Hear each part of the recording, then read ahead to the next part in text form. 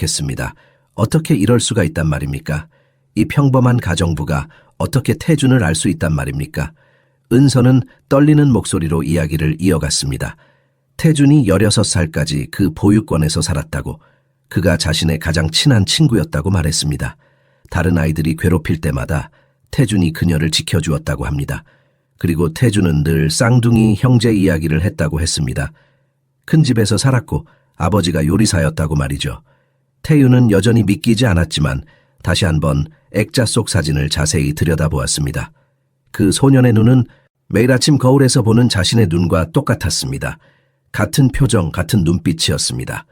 어린 시절의 기억들이 홍수처럼 밀려왔습니다. 아버지는 정말로 한식당의 유명한 주방장이었습니다. 그리고 두 형제는 모두 양손을 자유롭게 쓸 수 있는 특별한 능력을 가지고 있었습니다. 흔하지 않은 재능이었습니다. 은서는 태준의 왼쪽 귀 뒤에 있던 초승달 모양의 점에 대해서도 이야기했습니다. 태윤은 말없이 고개를 끄덕였습니다. 맞았습니다.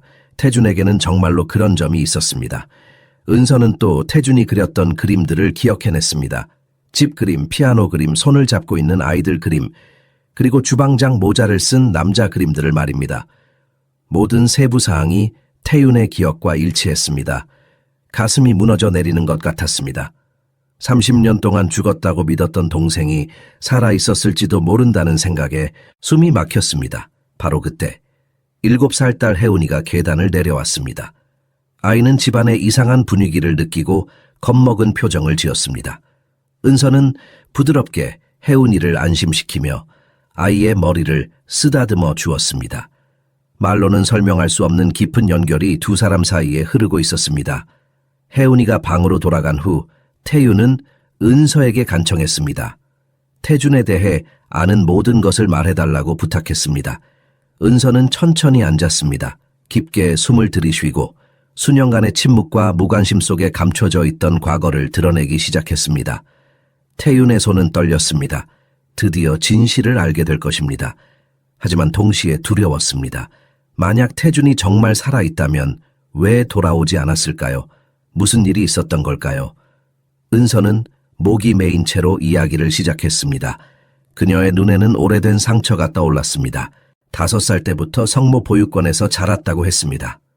부모님은 버스 사고로 세상을 떠났습니다. 그날의 기억은 희미했지만 장례식장에서 혼자 울던 기억만은 생생했습니다. 아무도 손을 잡아주지 않았던 그 추운 겨울날을 은서는 결코 잊을 수 없었습니다. 12살이 되던 해 새로운 남자아이가 보육원에 왔습니다. 사회복지사 손을 잡고 들어온 9살짜리 소년이었습니다. 차 사고로 가족을 모두 잃고 왔다고 했습니다. 그 아이가 바로 태준이었습니다. 첫날부터 태준은 이상했습니다. 다른 아이들처럼 울지도 않았고 어른들에게 매달리지도 않았습니다. 다만 조용히 구석에 앉아 무언가를 그렸습니다. 그리고 자신에게는 쌍둥이 형제가 있다고, 아버지가 요리사였다고, 큰 집에 살았다고 계속 말했습니다. 하지만 아무도 그 말을 믿지 않았습니다. 어른들은 서류를 더 믿었습니다. 서류에는 태준이 고아라고 적혀 있었습니다. 부모도 형제도 없다고 나와 있었습니다. 보육원 선생님들은 태준에게 현실을 받아들이라고 말했습니다. 상상 속 가족은 이제 그만 잊으라고 했습니다. 그 말을 들을 때마다 태준의 눈빛이 어두워지는 것을 은서는 보았습니다. 소년의 슬픔이 너무나 깊어 보였습니다. 그래서 은서는 다가갔습니다. 태준이 그린 그림들을 보았습니다. 피아노가 있는 거실, 주방장 모자를 쓴 남자 손을 잡고 웃는 두 남자아이의 모습이었습니다. 태준은 말이 적었습니다.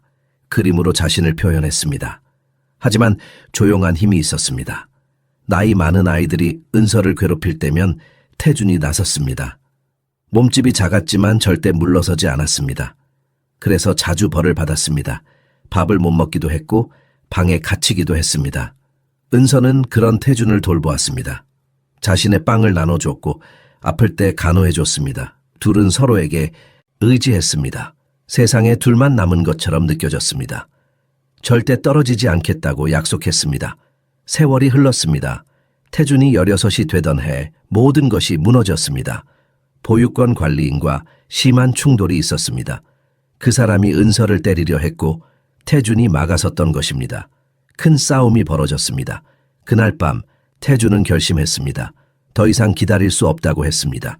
형을 찾으러 가겠다고 말했습니다. 은서는 울며 매달렸습니다. 가지 말라고, 함께 있자고 애원했습니다. 하지만 태준의 마음은 이미 정해져 있었습니다. 형이 어딘가에서 나를 기다리고 있어. 나를 찾고 있을 거야. 꼭 찾아낼 거야. 그것이 태준의 마지막 말이었습니다. 그날 밤 태준은 사라졌습니다. 은서는 미친 듯이 찾아다녔습니다. 거리를, 병원을, 경찰서를 뒤졌습니다. 하지만 태준은 마치 연기처럼 사라져버렸습니다. 흔적도 없었습니다. 세월이 흐르며 은서는 포기했습니다. 나쁜 일이 일어났을 거라고 믿었습니다. 그런데 오늘 이 집 벽난로 위에서 태준의 사진을 보았습니다. 과거가 현재와 충돌하는 순간이었습니다. 태윤은 깊이 감동했습니다. 이야기를 들려줘서 고맙다고 말했습니다. 은서는 자신을 믿지 않을까 두려워했지만 태윤은 확신했습니다. 모든 세부사항이 일치했습니다. 태준이 말했던 모든 것이 사실이었습니다. 오랜 세월의 슬픔과 상실의 무게가 두 사람 위에 내려앉았습니다. 하지만 이제 희망의 불씨가 타오르기 시작했습니다. 태윤은 가슴이 짓눌리는 듯한 느낌으로 자신의 이야기를 은서에게 들려주었습니다. 1년 전 아내 수진이 세상을 떠났습니다. 음주운전자가 신호를 무시하고 달려왔습니다. 순식간에 일어난 일이었습니다. 병원에 도착했을 때는 이미 늦었습니다. 태윤은 그날 밤을 결코 잊지 못할 것입니다. 연간실 차가운 바닥에 주저앉아 울던 그 순간을 말입니다. 혜운이는 사고 현장에 없었지만 엄마가 다시는 돌아오지 않는다는 것을 어린 나이에도 이해했습니다. 장례식장에서 아이는 한마디도 하지 않았습니다. 그저 관 앞에 서서 눈물도 흘리지 않았습니다. 그것이 시작이었습니다. 그날 이후 혜운이는 말을 잃었습니다. 완전히 침묵 속으로 빠져들었습니다. 밥을 거부했고 방에서 나오기를 싫어했습니다. 사람들을 피했습니다. 학교에도 가지 않았습니다. 태윤이 문을 두드려도 대답이 없었습니다. 심리치료사들이 왔습니다. 1명, 2명, 3명. 하지만 아무도 혜운이의 마음을 열지 못했습니다. 아이는 더욱 깊은 어둠 속으로 들어갔습니다. 태윤은 자신도 무너지고 있었지만 딸을 위해 버텨야 했습니다. 매일 밤 혜운이 방문 앞에 앉아 말을 걸었습니다. 대답은 없었지만 계속 말했습니다. 석 달이 지났습니다. 혜운이의 상태는 나아지지 않았습니다. 태윤은 도움이 필요했습니다. 식당도 집안일도 돌볼 수 없었습니다. 그래서 가정부를 구했습니다. 그렇게 은서가 왔습니다. 처음에 태윤은 기대하지 않았습니다. 그저 청소나 요리를 해줄 사람이면 충분했습니다. 하지만 은서는 달랐습니다. 첫날부터 은서는 혜운이의 방 앞에 작은 종이 쪽지를 놓았습니다. 간단한 그림이 그려져 있었습니다. 웃는 토끼 그림이었습니다. 다음 날도 쪽지가 왔습니다. 이번에는 꽃 그림이었습니다. 그 다음 날에는 짧은 이야기가 적혀 있었습니다. 태윤은 그것이 소용없을 거라고 생각했습니다. 하지만 일주일쯤 지났을 때 놀라운 일이 일어났습니다. 혜운이의 방문이 살짝 열렸습니다. 아이가 종이를 가져갔습니다. 은서는 계속했습니다. 매일 새로운 쪽지를 남겼습니다. 때로는 재미있는 이야기, 때로는 예쁜 그림, 때로는 간단한 수수께끼였습니다. 혜운이의 방문은 조금씩 더 넓게 열렸습니다. 한 달이 지나자 혜운이가 문턱에 앉아 있었습니다. 방 안에 있었지만 문은 활짝 열려 있었습니다. 은서는 복도에서 조용히 빨래를 개었습니다. 말을 걸지 않았습니다. 다만 부드럽게 노래를 흥얼거렸습니다. 어느 날 저녁 혜운이가 방에서 나왔습니다. 천천히 계단을 내려왔습니다. 거실로 걸어왔습니다. 은서가 저녁을 준비하고 있었습니다. 혜운이는 주방 문 앞에 섰습니다. 은서는 돌아보며 미소 지었습니다. 배고프니? 팬케이크 만들까? 혜운이는 고개를 끄덕였습니다. 말은 하지 않았지만 반응했습니다. 그것만으로도 기적이었습니다. 태윤은 그 장면을 보며 눈물을 흘렸습니다. 몇 달 만에 처음으로 딸의 얼굴에 작은 미소가 떠올랐습니다. 은서가 해낸 것입니다. 그 누구도 하지 못한 일을 은서가 해냈습니다. 이튿날 태윤은 은서에게 특별한 것을 보여주기로 했습니다. 오래된 나무 상자를 가져왔습니다. 태준의 마지막 유품들이 담긴 상자였습니다. 그 안에는 낡은 스케치북이 있었습니다. 은서가 스케치북을 펼쳤을 때 숨이 멎었습니다. 그 선들을 알아보았습니다. 태준의 손길이 느껴졌습니다. 어린 시절 함께 그리던 그 친구가 여전히 거기 있는 것 같았습니다. 태유는 설명했습니다. 이 그림들은 태준이 사라지기 전에 그린 것이라고 했습니다. 어머니가 버리지 못하고 간직했다고 했습니다. 어머니는 잃어버린 아들의 어떤 것도 버릴 수 없었습니다. 이제 운명의 그날 이야기를 할 때가 왔습니다. 모든 것이 시작된 그 비극적인 날을 말입니다. 태유는 그날의 기억을 떠올리며 목소리가 떨렸습니다. 일요일이었습니다. 화창한 봄날이었습니다. 태준과 태유는 4살이었습니다. 아버지가 저수지로 소풍을 가자고 했습니다. 어머니는 몸이 좋지 않아 집에 남았습니다. 지금도 그때 어머니가 집에 남지 않았더라면 하는 생각을 합니다. 저수지는 사람들로 붐볐습니다. 가족들이 돗자리를 펴고 앉아 있었습니다. 아이들이 뛰어놀고 있었습니다. 태윤과 태준은 물가에서 조약돌을 던지며 놀았습니다. 아버지는 조금 떨어진 곳에서 지켜보고 있었습니다. 그런데 아버지의 옛 친구가 나타났습니다. 오랜만에 만난 친구였습니다. 두 사람은 이야기를 나눴습니다. 잠시였습니다. 정말 잠깐이었습니다. 하지만 그 짧은 순간이 모든 것을 바꿔놓았습니다. 아버지가 다시 아이들을 보았을 때 태준이 보이지 않았습니다. 태윤 혼자 서 있었습니다. 아버지는 소리쳤습니다. 태준의 이름을 불렀습니다. 주변 사람들이 모여들었습니다. 물에 빠진 아이를 봤어요. 누군가 소리쳤습니다. 세상이 무너졌습니다. 아버지는 물속으로 뛰어들었습니다. 다른 어른들도 따라 들어갔습니다. 경찰이 왔습니다. 소방관이 왔습니다. 잠수부들이 왔습니다. 몇 시간 동안 찾았습니다. 해가 지고 어두워졌습니다. 조명을 켜고 밤새 수색했습니다. 하지만 태준을 찾지 못했습니다. 다만 물 위에 떠 있는 태준의 작은 모자만 발견했습니다. 태윤은 그날을 또렷이 기억합니다. 4살이었지만 모든 것을 기억합니다. 사람들의 비명소리, 어머니가 달려와 울부짖던 모습, 아버지가 젖은 옷을 입은 채 주저앉아 있던 모습을 말입니다. 수색은 석 달간 계속되었습니다. 저수지를 샅샅이 뒤졌습니다. 하지만 시신도 찾지 못했습니다. 결국 공식적으로 태준은 익사한 것으로 결론 내려졌습니다.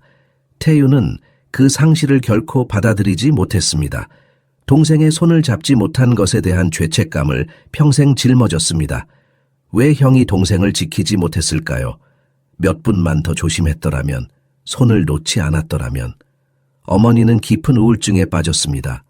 피아노 교사였던 어머니는 가르치는 일을 그만뒀습니다. 피아노도 치지 않았습니다. 하루 종일 태준의 사진만 바라봤습니다. 밥도 제대로 먹지 않았습니다.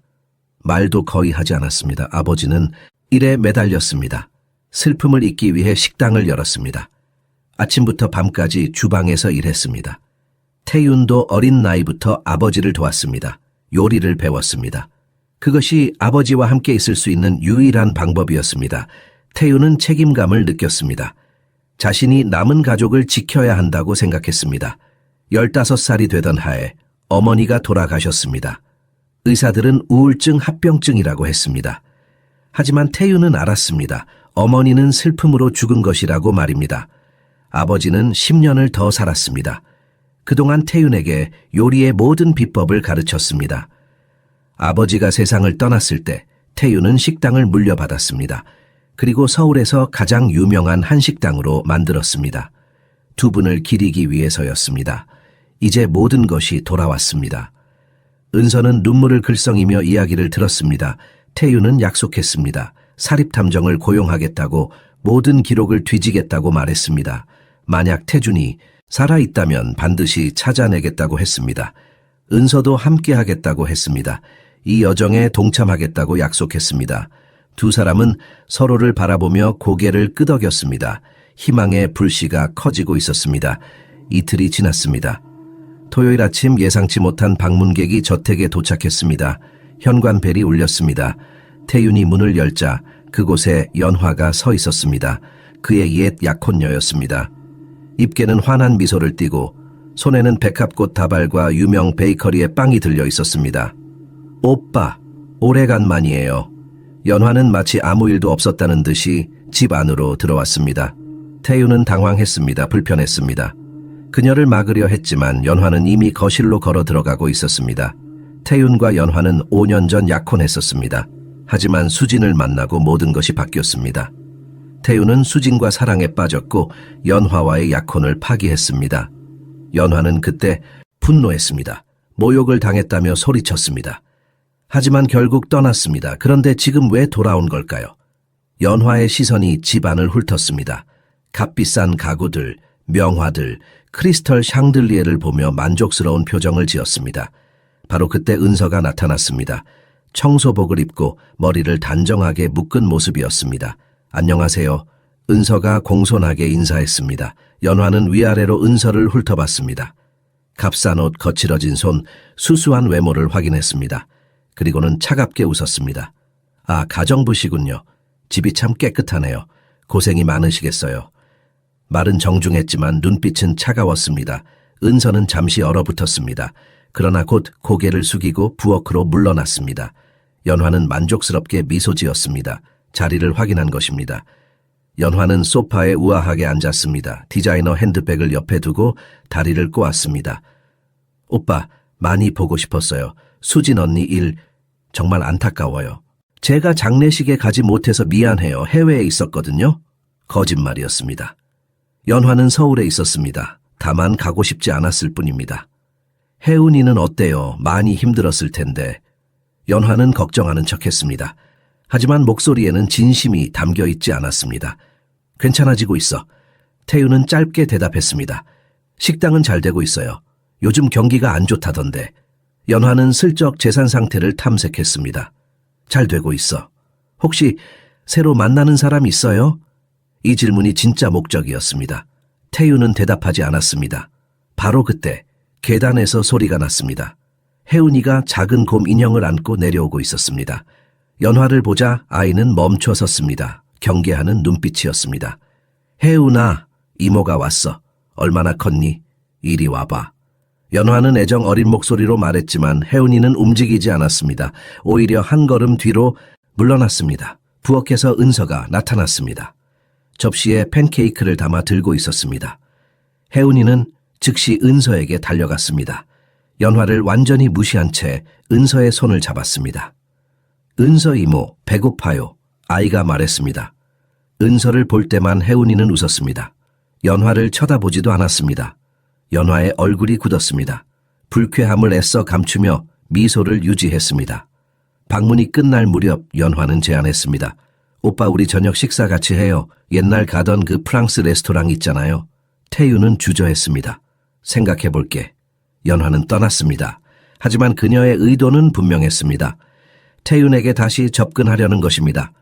부엌에서 혜운이는 은서에게 속삭였습니다. 은서 이모, 저 여자 싫어요. 가짜 같아요. 은서는 아이의 머리를 쓰다듬으며 조용히 미소 지었습니다. 아이들은 거짓을 본능적으로 알아챕니다. 혜운이의 직감이 맞았습니다. 태유는 사립탐정을 고용했습니다. 이름은 강민철이었습니다. 수십 년의 경력을 가진 진지한 사람이었습니다. 좁은 사무실에서 만났을 때 강 탐정은 담배 냄새와 오래된 서류 더미에 둘러싸여 있었습니다. 태유는 모든 것을 설명했습니다. 30년 전 저수지에서 사라진 동생 보육권에 나타난 흔적, 은서의 증언까지 말했습니다. 강 탐정은 묵묵히 메모했습니다. 표정은 변하지 않았지만 눈빛은 날카로웠습니다. 성모 보육권 기록이 필요합니다. 입양 기록, 직원 명단, 모든 문서를 구해야 합니다. 은서가 기억할 수 있는 모든 정보를 제공했습니다. 날짜, 신체적 특징, 태준이 자주 하던 말들, 함께 지낸 아이들의 이름까지 떠올렸습니다. 강 탐정은 꼼꼼히 기록했습니다. 그 후 며칠 동안 강 탐정은 오래된 파일들을 뒤졌습니다. 사회복지사들을 만나 인터뷰했습니다. 정신병원까지 방문했습니다. 거의 지워진 흔적들을 추적했습니다. 수색은 철저했습니다. 태윤과 은서는 매일 전화를 기다렸습니다. 매번 벨이 울릴 때마다 가슴이 두근거렸습니다. 하지만 소식은 없었습니다. 그 사이 연화는 방문을 늘렸습니다. 태윤의 거리감을 느꼈지만 오히려 더 적극적으로 나섰습니다. 비싼 선물들을 혜운이에게 가져왔습니다. 명품 인형, 수입 과자, 디자이너 옷들이었습니다. 하지만 혜운이는 정중하게 거절했습니다. 필요 없어요. 은서 이모가 주는 게 더 좋아요. 연화는 억지로 웃으며 참았습니다. 그리고는 식당 일을 돕겠다고 제안했습니다. 경영이나 마케팅에 도움을 주겠다고 했습니다. 태유는 단호하게 거절했습니다. 괜찮아, 잘 돌아가고 있어. 은서는 모든 것을 조용히 지켜봤습니다. 말하지 않았지만 연화의 의도를 알고 있었습니다. 그 여자는 사랑이 아니라 다른 무언가를 원하고 있었습니다. 이 주일이 지났습니다. 어느 오후 강탐정이 급히 연락을 해왔습니다. 만나자고 했습니다. 중요한 정보가 있다고 했습니다. 태윤과 은서는 사무실로 달려갔습니다. 강탐정은 책상 위에 서류들을 펼쳐놓고 있었습니다. 흥미로운 기록을 찾았습니다. 그는 한 남자에 대해 설명하기 시작했습니다. 지역 문화센터에서 그림 수업을 하는 사람이었습니다. 이름은 민수였습니다. 나이가 맞았습니다. 보육원에서 자랐다고 했습니다. 과거에 대해서는 절대 말하지 않았습니다. 신체적 특징도 일치합니다. 키, 체격, 그리고 강탐정은 잠시 멈췄습니다. 왼쪽 귀 뒤에 초승달 모양의 점이 있다고 합니다. 은서의 숨이 멎었습니다. 태윤의 손이 떨렸습니다. 어디 있어요? 지금 어디 있습니까? 강탐정은 주소를 건넸습니다. 종로구의 작은 문화센터였습니다. 하지만 경고했습니다. 너무 기대는 하지 마십시오. 우연의 일치일 수도 있습니다. 같은 나이대의 보육원 출신이고 점이 있는 사람이 여럿 있을 수 있습니다. 하지만 태윤은 알았습니다. 가슴이 말하고 있었습니다. 이것이 진짜 단서라고 태준을 찾았다고 말이죠. 은서도 같은 생각이었습니다. 그녀의 눈에는 눈물이 맺혔습니다. 내일 가봅시다. 태윤이 말했습니다. 네, 함께 가요. 은서가 대답했습니다. 집으로 돌아가는 길 두 사람은 말이 없었습니다. 긴장과 기대가 뒤섞였습니다. 30년의 기다림이 끝날 수도 있었습니다. 하지만 동시에 두려웠습니다. 만약 그 사람이 태준이 아니라면, 만약 태준이 자신들을 기억하지 못한다면 그날 밤 태윤은 잠을 이루지 못했습니다. 내일이면 모든 것이 밝혀질 것입니다. 다음 날 아침 태윤과 은서는 종로구 문화센터 앞에 서 있었습니다. 낡은 3층짜리 건물이었습니다. 페인트가 벗겨진 벽, 오래된 간판이 바람에 흔들리고 있었습니다. 태윤의 심장은 미친 듯이 뛰었습니다. 손에 땀이 났습니다. 준비됐어요? 은서가 조용히 물었습니다. 그녀의 목소리도 떨렸습니다. 태윤은 고개를 끄덕였습니다. 하지만 다리가 움직이지 않았습니다. 30년을 기다렸습니다. 이제 몇 걸음만 가면 됩니다. 하지만 두려웠습니다. 만약 실망한다면, 만약 다른 사람이라면 은서가 그의 손을 잡았습니다. 같이 가요. 계단을 올라갔습니다. 2층에 미술 교실이 있었습니다. 문은 반쯤 열려 있었습니다. 안에서 붓이 캔버스를 스치는 소리가 들렸습니다. 태윤이 문을 두드렸습니다. 실례합니다. 들어오세요. 남자의 목소리가 들렸습니다. 문을 열고 들어갔습니다. 작은 교실이었습니다. 그림들이 벽에 가득했습니다. 물감 냄새가 났습니다. 창가에 한 남자가 서 있었습니다. 등을 보이고 그림을 그리고 있었습니다. 남자가 천천히 돌아봤습니다. 시간이 멈췄습니다. 태윤은 숨을 쉴 수 없었습니다. 그 얼굴을 보는 순간 모든 것을 알았습니다. 거울을 보는 것 같았습니다. 같은 눈, 같은 코, 같은 인매였습니다. 세월이 흘렀지만 틀림없었습니다. 무엇을 도와드릴까요? 남자가 물었습니다. 이름표에는 민수라고 적혀 있었습니다. 태윤은 말을 잃었습니다. 은서가 대신 말했습니다. 저희 그림 수업에 대해 물어보려고 왔어요. 민수는 미소 지었습니다. 아, 그러세요. 앉으세요. 세 사람이 작은 탁자에 앉았습니다. 태윤은 민수를 뚫어지게 바라봤습니다. 민수가 물 한 잔을 따라 주었습니다. 그때 왼손을 사용했습니다. 태윤의 가슴이 쿵 내려앉았습니다. 태준도 왼손잡이였습니다. 혹시 오래전부터 여기서 일하셨어요? 태윤이 조심스럽게 물었습니다. 아니요, 3년 정도 됐어요. 전에는 다른 곳에서 일했어요. 어디 출신이세요? 민수의 표정이 잠시 굳었습니다. 왜 그런 걸 물으시죠? 죄송합니다. 그냥 혹시 보육원에서 잘하셨나 해서요. 민수는 놀란 표정을 지었습니다. 어떻게 아셨죠? 저희도 보육원 출신이에요. 은서가 빠르게 말했습니다. 거짓말이었지만 필요한 거짓말이었습니다. 민수의 얼굴이 부드러워졌습니다. 그러셨군요. 네, 저도 보육원에서 자랐어요. 성모 보육원이었어요. 은서가 숨을 크게 들이마셨습니다. 태윤은 떨리는 목소리로 물었습니다. 혹시 어릴 때 이름이 다른 게 아니었나요? 민수는 이상하다는 표정을 지었습니다. 무슨 말씀이세요? 혹시 쌍둥이 형제가 있었나요? 아버지가 요리사였던 기억은 없으세요? 민수의 얼굴이 창백해졌습니다. 붓을 떨어뜨렸습니다. 의자에서 일어났습니다. 어떻게 그걸 아세요? 당신들은 누구죠? 태윤도 일어났습니다. 두 남자가 마주 섰습니다.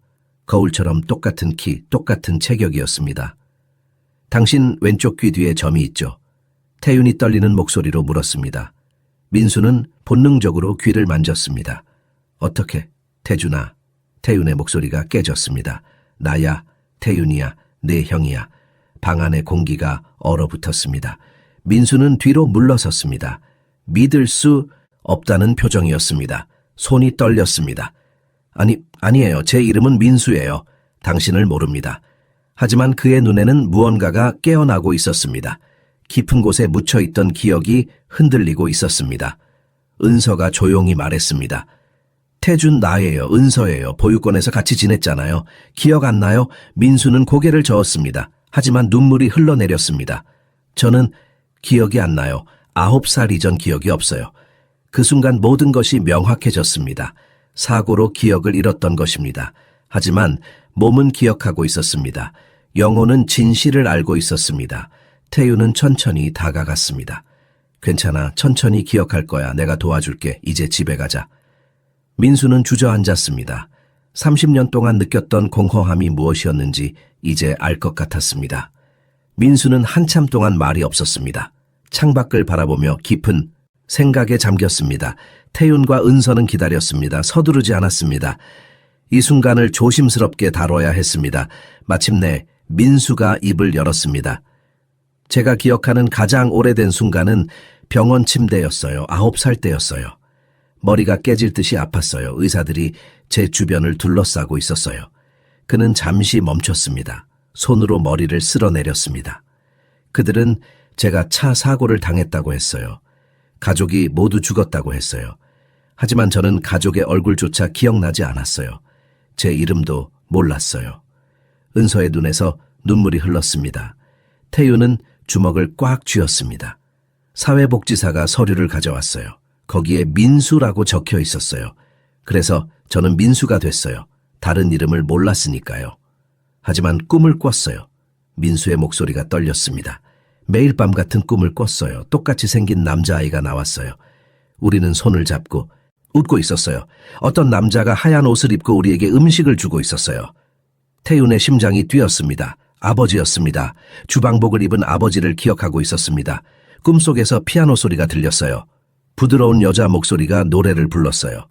따뜻한 느낌이었어요. 하지만 깨어나면 아무것도 기억나지 않았어요. 은서가 조용히 물었습니다. 보육원에서는 어땠어요?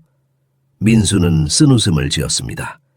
처음에는 힘들었어요. 다른 아이들은 저를 이상하게 봤어요. 왜냐하면 제가 계속 이상한 말을 했거든요. 형이 있다고, 큰 집이 있다고 말했어요. 하지만 아무도 믿지 않았어요. 한 여자아이만 빼고요. 그가 은서를 바라봤습니다. 당신 이름이 은서라고 했죠? 왜인지 그 이름이 익숙해요. 은서는 고개를 끄덕였습니다. 우리는 친구였어요. 가장 친한 친구였어요. 당신이 저를 지켜줬어요. 민수는 눈을 감았습니다. 무언가를 떠올리려 애쓰는 것 같았습니다. 흐릿한 기억이 있어요. 작은 여자아이.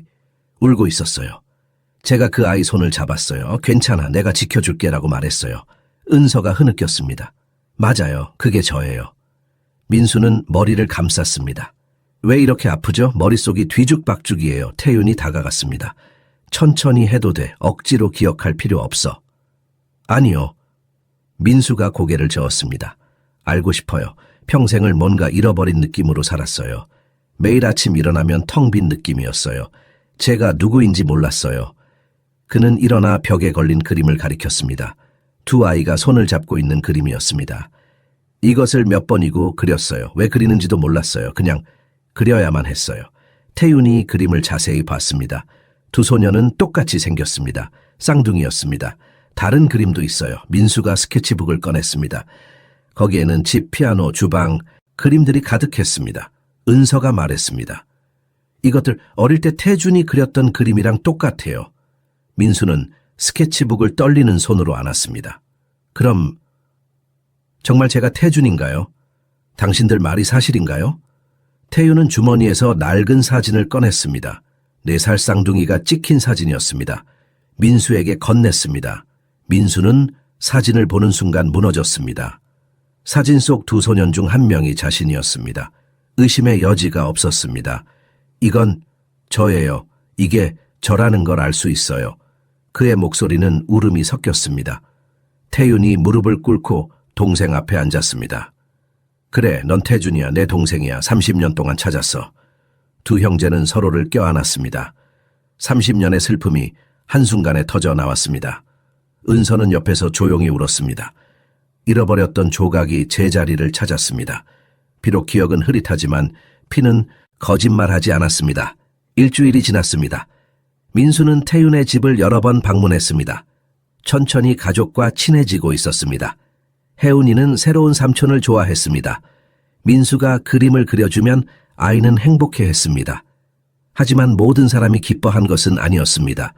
연화는 우연히 그 사실을 알게 되었습니다. 태윤의 식당 근처를 지나다가 태윤과 똑같이 생긴 남자를 봤습니다. 둘이 함께 걷고 있었습니다. 웃으며 이야기하고 있었습니다. 연화는 충격을 받았습니다. 즉시 조사를 시작했습니다. 며칠 만에 모든 것을 알아냈습니다. 잃어버린 쌍둥이 동생, 보육권 출신 가정부, 그리고 재회 이야기를 말입니다. 그녀의 마음속에 질투가 타올랐습니다. 은서 때문이었습니다. 그 평범한 가정부가 태윤의 동생을 찾는데 핵심 역할을 했습니다. 이제 태윤은 은서를 더욱 소중히 여길 것입니다. 연화가 들어설 자리가 점점 사라지고 있었습니다. 이틀 후 연화는 계획을 세웠습니다. 태윤의 집을 방문했습니다. 이번에는 예고 없이 왔습니다. 문을 열어준 사람은 은서였습니다. 어머, 연화씨, 미리 연락하셨어야죠. 은서가 당황하며 말했습니다. 깜짝 방문이에요. 태윤 오빠 계세요? 사장님은 식당에 계세요. 연화는 억지로 웃었습니다. 그럼 잠깐 기다려도 될까요? 중요한 이야기가 있어서요. 은서는 망설였지만 들여보냈습니다. 연화는 거실로 들어가 주변을 둘러봤습니다. 민수가 그린 그림들이 벽에 걸려 있었습니다. 새로운 가족 사진도 보였습니다. 새로운 그림들이네요. 누가 그렸어요? 연화가 물었습니다. 아, 사장님 동생분이 그리셨어요. 동생? 연화는 모르는 척했습니다. 오빠한테 동생이 있었나요? 은서는 조심스럽게 대답했습니다. 최근에 다시 만나셨어요. 재밌네요. 어떻게 다시 만나게 됐는데요? 은서는 불편해졌습니다. 너무 많이 물어보고 있었습니다. 그건 사장님께 직접 물어보시는 게 좋을 것 같아요. 연화의 눈빛이 차갑게 변했습니다. 혹시 당신이 찾는 걸 도와준 건가요? 은서는 대답하지 않았습니다. 침묵이 대답이었습니다. 참 대단하시네요. 연화가 비꼬듯 말했습니다. 가정부에서 가족 영웅으로 승진하셨네요. 그런 게 아니에요. 은서가 조용히 말했습니다. 아니라고요. 연화가 다가왔습니다. 정말 순수한 마음이었나요? 아니면 다른 목적이 있었나요? 부잣집 주인에게 잘 보이려고? 은서의 얼굴이 창백해졌습니다. 무슨 말씀을 하시는 거예요? 당신 같은 사람 많이 봤어요. 동정심을 이용해서 가까워지려는 사람들이요. 착한 척하면서 결국 재산을 노리는 거죠. 절대 그런 게 아니에요. 은서가 항변했습니다. 바로 그때 혜운이가 계단을 내려왔습니다. 긴장된 분위기를 느꼈습니다. 은서 이모, 괜찮아요? 연화는 즉시 태도를 바꿨습니다. 아, 혜운아, 이모는 은서 씨랑 그냥 이야기하는 중이었어. 혜운이는 믿지 않았습니다. 은서 옆으로 바짝 붙었습니다. 연화는 가방을 들었습니다. 오빠가 안 계시니 다음에 다시 올게요. 아, 그리고 은서 씨. 그녀는 날카로운 눈빛으로 은서를 봤습니다. 조심하세요. 분수를 지키는 게 좋아요. 연화가 떠난 후 은서는 소파에 주저앉았습니다. 몸이 떨렸습니다. 혜운이가 작은 손으로 은서의 손을 잡았습니다. 은서 이모, 저 여자 나쁜 사람이에요. 아빠한테 말할 거예요. 아니야, 혜운아, 괜찮아. 아무 말도 하지 마. 하지만 은서는 알았습니다. 연화가 뭔가를 꾸미고 있다는 것을 말입니다. 그 차가운 눈빛에서 아기를 봤습니다. 그날 밤 연화는 집에서 컴퓨터 앞에 앉았습니다. 은서에 대한 조사를 시작했습니다. 과거 기록을 뒤졌습니다. 보육권 출신, 가난한 배경, 전과 기록은 없었습니다. 없다면 만들어야겠네. 연화가 차갑게 중얼거렸습니다. 그녀는 몇 통의 전화를 걸었습니다. 인맥을 동원했습니다. 거짓 증언을 만들 사람을 찾았습니다. 며칠 후면 은서의 평판이 무너질 것입니다. 태윤이 은서를 의심하게 만들 것입니다. 민수마저 은서를 경계하게 될 것입니다. 연화는 미소 지었습니다. 게임이 시작되었습니다. 며칠 후 태윤은 식당에서 이상한 전화를 받았습니다. 모르는 번호였습니다. 여보세요, 강태윤 씨 맞으시죠? 저는 박혜진이라고 합니다. 은서 씨에 대해 말씀드릴 게 있어요. 태윤의 얼굴이 굳었습니다. 은서에 대해서요? 네. 저는 은서 씨가 예전에 일했던 집의 주인이었어요. 경고하고 싶어서 전화했어요. 무슨 경고요? 은서 씨가 우리 집에서 일할 때 돈을 훔쳐갔어요. 비싼 보석도 없어졌어요. 증거가 있었지만 불쌍해서 고소하지 않았어요. 태윤은 믿을 수 없었습니다. 그게 사실인가요? 네. 조심하세요. 그 사람 겉만 착해 보이지 속은 몰라요. 전화가 끊겼습니다. 태윤은 혼란스러웠습니다. 은서가 그런 사람일 리 없었습니다. 하지만 의심의 씨앗이 심어졌습니다. 다음 날 또 다른 전화가 왔습니다. 이번에는 다른 사람이었습니다. 강태윤 씨죠? 저는 은서 씨를 아는 사람인데요. 조심하라고 전화드렸어요. 그 여자는 부자들에게 접근해서 재산을 노리는 사람이에요. 태윤은 화가 났습니다. 누구세요? 왜 이런 말을 하는 거죠? 사실을 말하는 거예요. 알아보세요. 후회하기 전에요. 전화가 또 끊겼습니다. 태윤은 의자에 앉았습니다. 머리가 복잡했습니다. 두 통의 전화 같은 내용이었습니다. 우연일까요? 집으로 돌아왔을 때 또 다른 충격이 기다리고 있었습니다. 연화가 와 있었습니다. 하지만 이번에는 경찰과 함께였습니다. 무슨 일이에요? 태윤이 놀라 물었습니다. 경찰이 대답했습니다. 고소가 접수되었습니다. 은서 씨에 대한 절도 혐의입니다. 뭐라고요? 연화가 슬픈 표정을 지었습니다. 오빠 미안해요. 하지만 사실을 말해야 해요. 지난주에 제 목걸이가 없어졌어요. 다이아몬드 목걸이였어요. 그게 은서랑 무슨 상관이에요? 그날 제가 여기 왔었잖아요. 목걸이를 하고 왔는데 집에 가니까 없었어요. 여기서 잃어버린 게 확실해요. 은서가 계단에서 내려왔습니다. 상황을 이해했습니다. 얼굴이 새하얘졌습니다. 저는 안 가져갔어요. 은서가 외쳤습니다. 연화는 눈물을 흘렸습니다. 은서 씨 왜 이래요? 그냥 돌려주면 용서할게요. 고소 취하할게요. 안 가져갔다니까요. 저는 아무것도 안 했어요. 경찰이 말했습니다. 조사에 협조해 주셔야 합니다. 방을 수색해도 될까요? 태윤은 갈등했습니다. 은서를 믿고 싶었습니다. 하지만 너무 많은 의혹이 생겼습니다. 전화들 그리고 이제 경찰까지 왔습니다. 수색하세요. 태윤이 무겁게 말했습니다. 은서는 절망했습니다. 사장님 저를 믿으세요. 저는 정말... 경찰은 은서의 방으로 갔습니다. 몇 분 후 나왔습니다. 손에 뭔가를 들고 있었습니다. 이게 뭡니까? 경찰이 물었습니다. 은서의 침대 밑에서 나온 작은 상자였습니다. 열어보니 다이아몬드 목걸이가 들어있었습니다. 이건 제 거예요. 연화가 소리쳤습니다. 은서는 주저앉았습니다. 아니에요. 저는 처음 봐요. 누가 심어놓은 거예요. 하지만 아무도 믿지 않았습니다. 증거가 명확했습니다. 민수가 현관에 들어왔습니다. 여튼 상황을 봤습니다. 비단 무슨 일이에요? 연화는 다시 연기를 시작했습니다. 은서 씨가 제 목걸이를 훔쳤어요. 민수는 은서를 봤습니다. 은서는 눈물을 흘리며 고개를 저었습니다. 경찰이 말했습니다. 함께 가셔야겠습니다.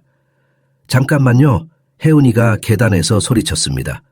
은서 이모는 나쁜 사람이 아니에요. 하지만 소용없었습니다. 은서는 경찰과 함께 집을 떠나야 했습니다. 태윤은 말없이 지켜봤습니다. 민수는 혼란스러웠습니다. 혜은이는 울었습니다. 연화는 속으로 미소 지었습니다. 계획이 완벽하게 진행되고 있었습니다. 목걸이는 진짜였습니다. 하지만 은서가 훔친 게 아니었습니다. 연화가 직접 은서의 방에 숨겨놓은 것이었습니다. 은서의 인생이 무너지는 순간이었습니다. 평생 쌓아온 신뢰가 한순간에 무너졌습니다. 그날 밤 태윤은 잠을 이루지 못했습니다. 은서의 눈물 어린 얼굴이 머릿속을 떠나지 않았습니다. 저는 안 했어요. 라고 외치던 목소리가 귓가에 맴돌았습니다. 뭔가 잘못되었습니다. 태윤은 그것을 느낄 수 있었습니다. 새벽 5시 그는 일어났습니다. 강민철 탐정에게 전화를 걸었습니다. 강 탐정님 도움이 필요합니다. 1시간 후 두 사람은 탐정 사무실에서 만났습니다. 태유는 모든 것을 설명했습니다. 이상한 전화들, 연화의 고소, 발견된 목걸이를 말입니다. 강 탐정은 메모했습니다. 너무 완벽해요. 그게 문제입니다. 무슨 뜻이죠? 진짜 범죄는 이렇게 깔끔하지 않아요. 전화한 사람들을 추적해 보겠습니다. 그리고 연화 씨 통화 기록도 확인해야 합니다. 이틀 동안 강 탐정은 조사했습니다. 전화 기록을 추적했습니다.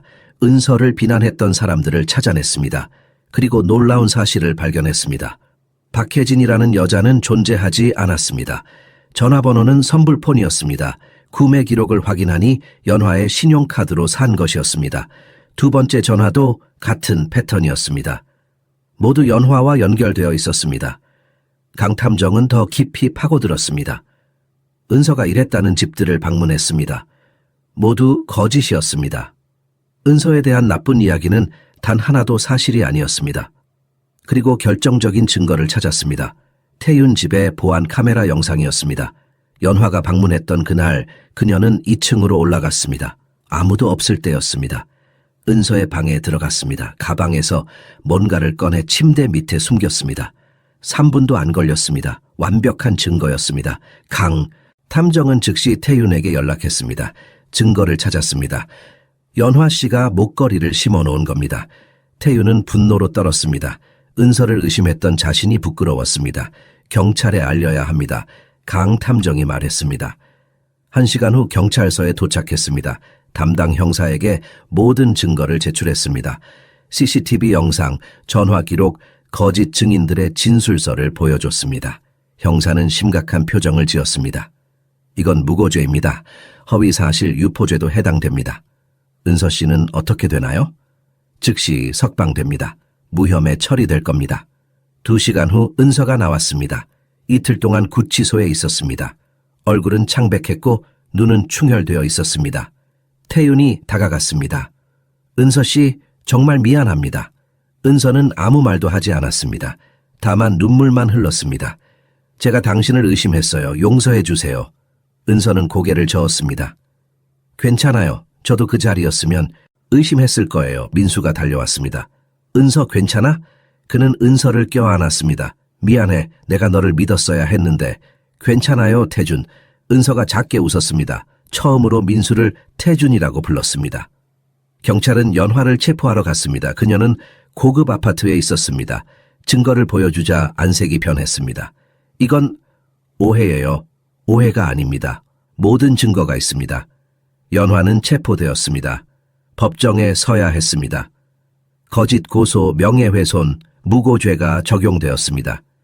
집으로 돌아온 은서를 혜운이가 방였습니다. 아이는 울며 은서를 끌어안았습니다. 은서 이모 보고 싶었어요. 나쁜 여자가 이모를 괴롭혔죠. 은서는 혜운이를 안았습니다. 이제 괜찮아. 다 끝났어.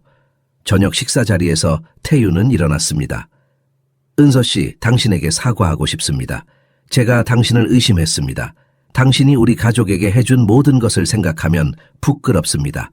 은서는 고개를 저었습니다. 하이해해요. 증거가 너무 확실했잖아요.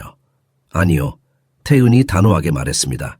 진정으로 믿었다면 증거가 뭐든 상관없었어야 했어요. 제가 흔들렸습니다. 용서해 주세요. 민수도 말했습니다. 은서 고마워.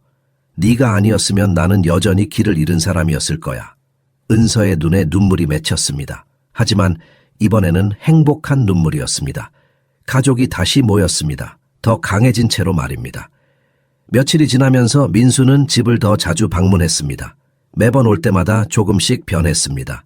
처음에는 조심스러웠지만 이제는 편안해 보였습니다. 어느 날 오후 태유는 민수를 2층으로 데려갔습니다. 오래된 방이었습니다. 30년 동안 아무도 들어가지 않은 방이었습니다. 태준의 방이었습니다. 문을 열자 먼지 냄새가 났습니다. 하지만 모든 것이 그대로였습니다. 작은 침대, 장난감 상자, 책장이 있었습니다. 벽에는 어린이 그림들이 붙어 있었습니다. 민수는 문턱에서 멈춰 섰습니다. 심장이 빠르게 뛰었습니다. 무언가가 그를 끌어당겼습니다. 천천히 방 안으로 들어갔습니다. 손으로 벽을 만졌습니다. 침대에 앉았습니다. 그 순간 무언가가 터졌습니다. 기억이 쏟아졌습니다. 이 침대에서 잤습니다. 형과 함께 뛰어놀았습니다. 창밖으로 정원을 내다봤습니다. 어머니가 피아노를 치는 소리를 들었습니다.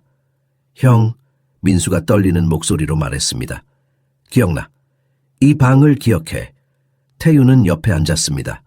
천천히 해. 우리는 이 방에서 같이 잤어. 네가 괴물 이야기를 해줬어. 나는 무서워했고 너는 나를 안아줬어.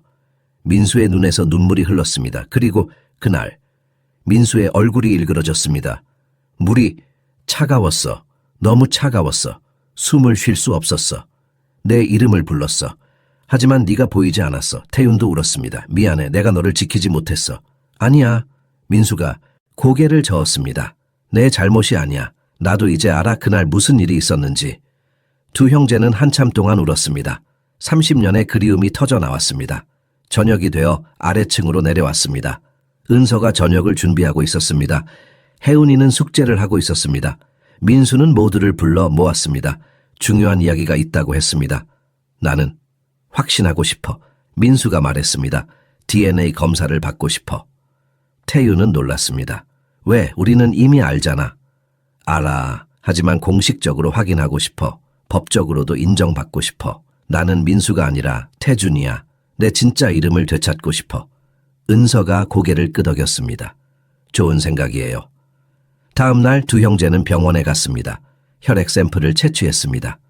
의사는 결과가 일주일 정도 걸린다고 했습니다. 기다리는 동안 민수는 더 많은 것을 기억해냈습니다. 어머니의 얼굴이 선명해졌습니다. 부드러운 미소, 따뜻한 손길을 기억했습니다. 아버지의 웃음소리도 들렸습니다. 주방에서 요리하는 모습이 보였습니다. 하지만 고통스러운 기억도 왔습니다. 물속에서 허우적대던 순간이 악몽처럼 돌아왔습니다. 밤마다 깼습니다. 땀에 젖어 일어났습니다.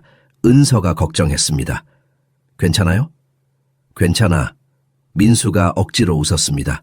이 과정을 거쳐야 해. 진짜 나를 찾으려면. 일주일은 천천히 흘렀습니다. 매일이 영원처럼 느껴졌습니다. 태윤도 불안했습니다.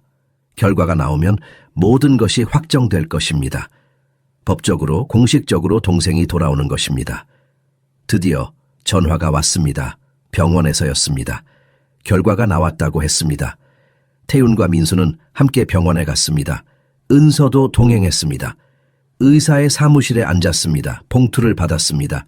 태윤은 손이 떨렸습니다. 봉투를 열었습니다. 서류를 꺼냈습니다. 숫자들이 적혀 있었습니다. 그리고 마지막 줄을 읽었습니다. 형제 관계 확률 199.9%. 태윤은 무릎을 꿇었습니다. 민수가 그를 잡았습니다. 이제 공식이야. 태윤이 울먹였습니다. 너는 내 동생이야. 법도 인정했어. 민수도 울었습니다. 이제 태준이야. 다시 태준으로 살 거야. 병원을 나서며 민수는 말했습니다. 호적의 이름을 바꾸고 싶어. 민수를 지우고 태준으로 돌아가고 싶어. 그럼 같이 하자. 태윤이 동의했습니다. 집으로 돌아가는 길, 세 사람은 조용히 걸었습니다. 하지만 마음속은 평화로웠습니다. 마침내 모든 조각이 맞춰졌습니다. 결과가 확정된 후 태준은 더 많은 기억과 싸워야 했습니다. 밤은 가장 힘든 시간이었습니다. 악몽이 계속되었습니다. 매일 밤 같은 장면이 반복되었습니다. 저수지의 물, 차가운 온도, 익사하는 공포가 돌아왔습니다. 그리고 새로운 기억도 나타났습니다. 누군가가 그를 물에서 끌어냈습니다. 여자였습니다. 얼굴은 흐릿했지만 목소리를 기억했습니다. 괜찮아, 이제 안전해. 하지만 안전하지 않았습니다. 그 여자가 그를 어둡고 낯선 곳으로 데려갔습니다. 차 안이었습니다. 그는 울었습니다. 형을 찾았습니다. 집에 가고 싶다고 외쳤습니다. 조용히 해. 이제 내 새로운 집이야. 태주는 새벽 3시에 비명을 지르며 깼습니다. 땀에 흠뻑 젖어 있었습니다. 숨을 제대로 쉴 수 없었습니다. 전화가 울렸습니다. 태윤이었습니다. 태준아, 괜찮아? 네가 힘들어하는 거 알아. 형, 태준의 목소리가 떨렸습니다. 기억이 돌아오고 있어. 하지만 너무 아파. 내가 지금 갈게. 30분 후 태윤이 도착했습니다. 태준의 작은 원룸 아파트였습니다. 형제는 바닥에 앉아 이야기를 나눴습니다. 무엇이 보여? 태윤이 물었습니다. 물에 빠졌어. 그건 사실이야. 하지만 태준은 말을 멈췄습니다. 누군가 나를 구했어. 여자였어. 그런데 집으로 데려가지 않았어. 다른 곳으로 데려갔어. 태윤의 얼굴이 굳었습니다. 무슨 뜻이야? 모르겠어. 기억이 명확하지 않아. 하지만 그 여자가 나를 데려간 것 같아. 이 말은 충격적이었습니다. 익사 사고가 아니었다는 뜻입니다. 납치였을지도 모릅니다. 다음 날 태유는 강민철 탐정에게 연락했습니다. 새로운 정보를 전했습니다. 강 탐정은 즉시 조사를 시작했습니다. 며칠 후 탐정이 찾아왔습니다. 오래된 서류들을 가져왔습니다. 30년 전 저수지 사고 기록을 다시 봤습니다. 흥미로운 점을 발견했습니다. 탐정은 신문 기사를 펼쳤습니다. 사고 이틀 후의 기사였습니다. 한 여자가 실종 아동을 신고했습니다. 자신이 입양하고 싶다고 했습니다.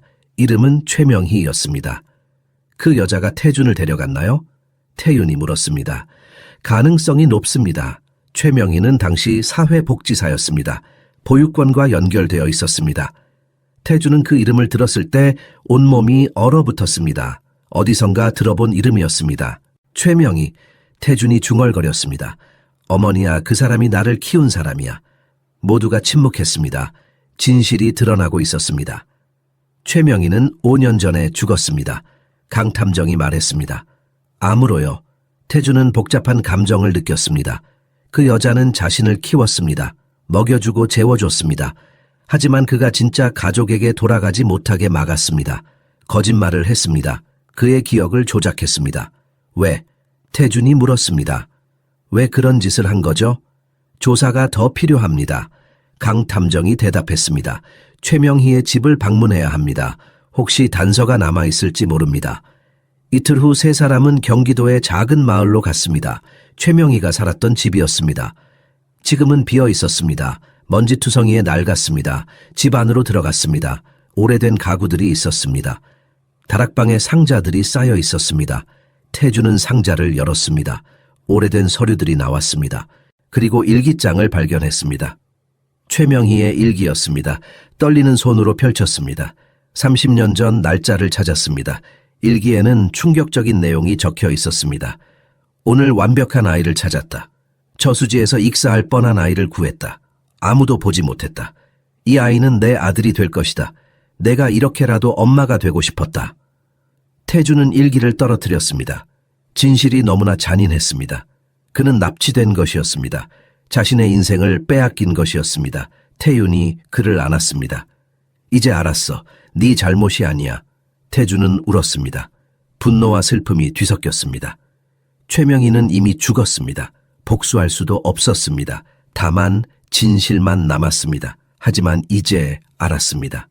자신이 왜 버려진 게 아니라는 것을, 가족이 자신을 사랑했다는 것을 말입니다. 집으로 돌아온 후 태준은 며칠 동안 말을 하지 않았습니다. 일기장에 내용이 머릿속을 떠나지 않았습니다. 자신의 삶이 거짓 뒤에 세워졌다는 사실이 너무나 고통스러웠습니다. 은서가 찾아왔습니다. 조용히 옆에 앉았습니다. 말을 하지 않았습니다. 다만 함께 있어줬습니다. 한참 후 태준이 입을 열었습니다.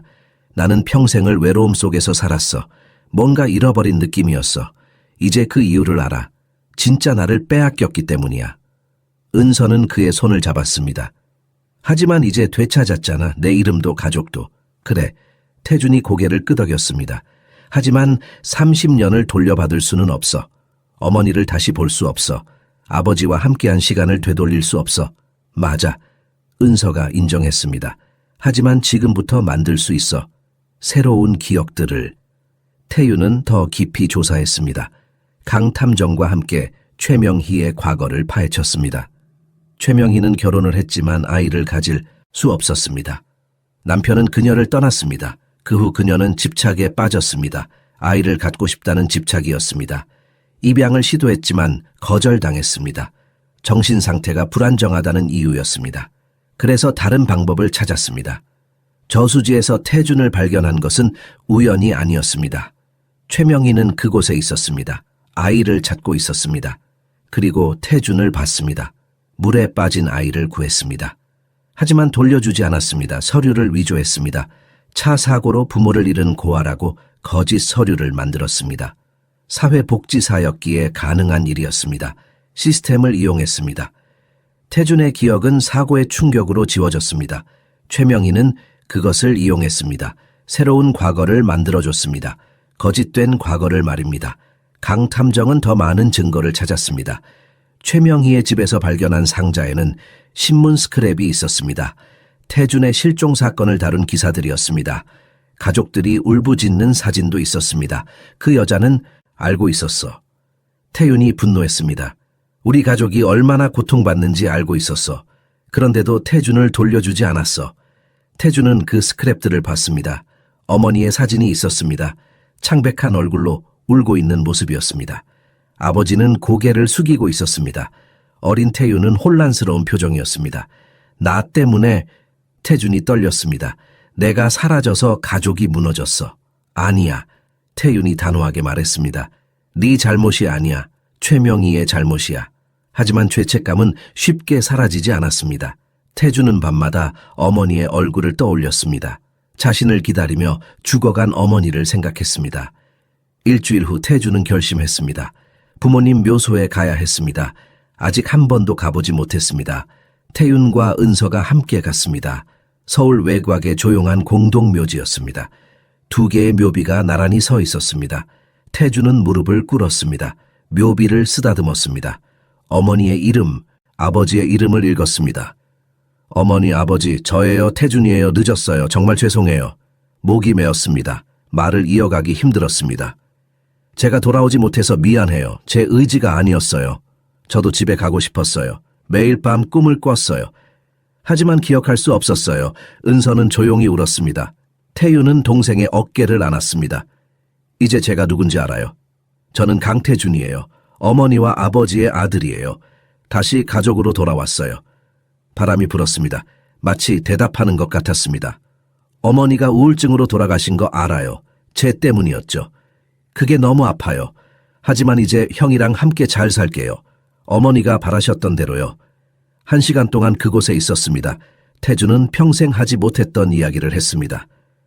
어머니에게, 아버지에게 자신의 삶을 들려줬습니다.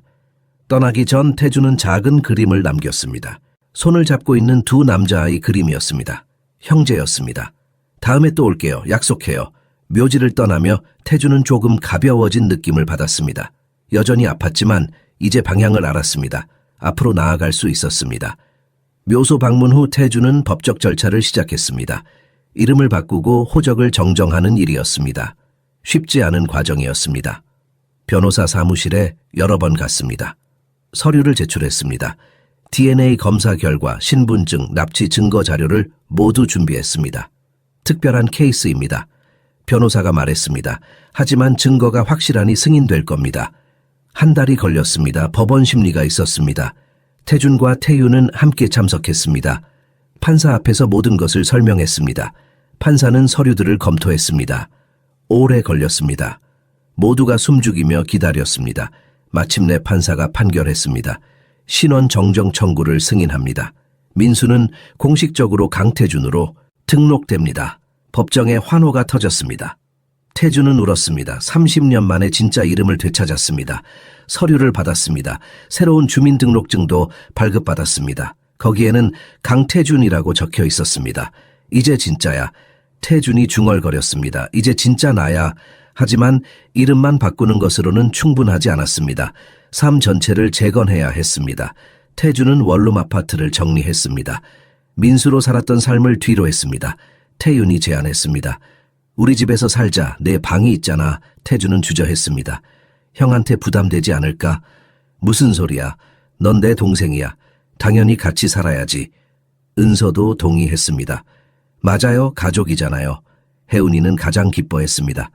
태준 삼촌, 같이 살면 매일 그림 그려줄 수 있어요. 그렇게 태준은 집으로 돌아왔습니다. 30년 만에 집으로 돌아온 것입니다. 첫날 밤, 태준은 자신의 옛 방에서 잤습니다. 침대는 작았습니다. 어른이 자기에는 작았지만 편안했습니다.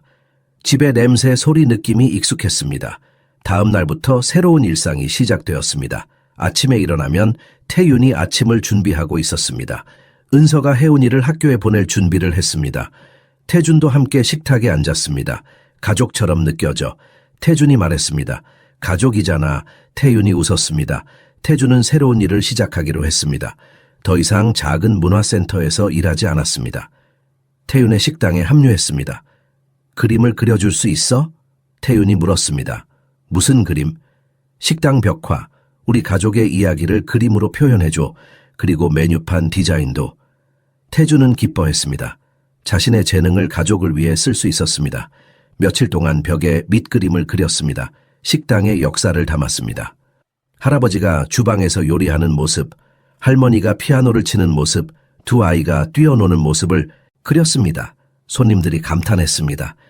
이 그림 정말 아름다워요. 이야기가 느껴져요. 태유는 자랑스러웠습니다. 내 동생이 그렸어요.